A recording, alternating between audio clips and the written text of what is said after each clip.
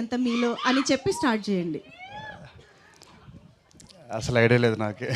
మీరే మీ గురించి మీరే నాకు నేను 100% మంచి బాయ్నే. ఓ.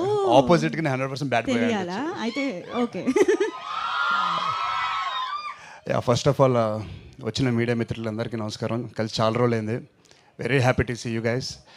అండ్ ఇక్కడ వచ్చిన అందరికీ హాయ్. అబ్బాయిలు కూడా హాయ్ అయిపోయాను నేను కూడా. బ్యాడ్ బాయ్ కార్తిక్ ఈవెంట్కి ఇంతమంది గుడ్ బాయ్స్ వస్తారని అసలు ఎక్స్పెక్ట్ చేయలేదు నేను.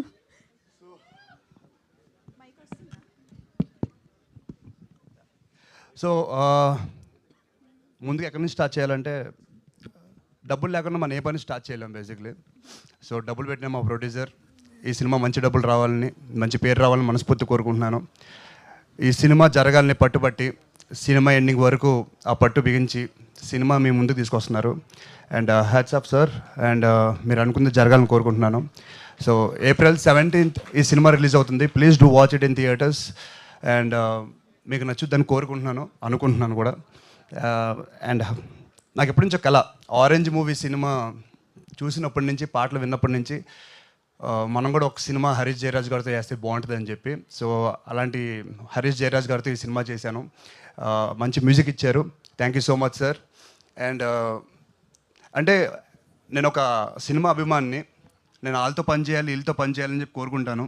అలాగే కొన్ని సినిమాలు చూసి నేను రసూల్ గారితో, ఆయన కెమెరా వర్క్తో, ఆయన చూపుతో నేను చూసుకుంటే ఎలా ఉంటుంది అనుకున్నాను. సో థ్యాంక్ యూ సార్, ఈ సినిమా మీ ప్రాజెక్ట్ చేసినందుకు. చాలా చాలా బాగా చూపించారు నన్ను. అండ్ సినిమా ఫాస్ట్గా అవడానికి అట్ ది సేమ్ టైం ఏ ఇబ్బందులు వచ్చినా ఆయన భుజాల మీద చేసుకుని షూటింగ్లో కంప్లీట్ చేశారు. So thank you so much sir. నన్ను చాలా చాలా బాగా చూసుకున్నారు, చాలా బాగా చూపించారు కూడా. అండ్ శ్రీదేవి గారు, ఎక్కడి నుంచి స్టార్ట్ చేయాలండి? నేను చిన్నప్పుడు ఈశ్వర్ అనే సినిమా చూశాను. మీ అందరూ చూసే ఉంటారు కదా, ప్రభాస్ గారి ఫస్ట్ ఫిలిము. సో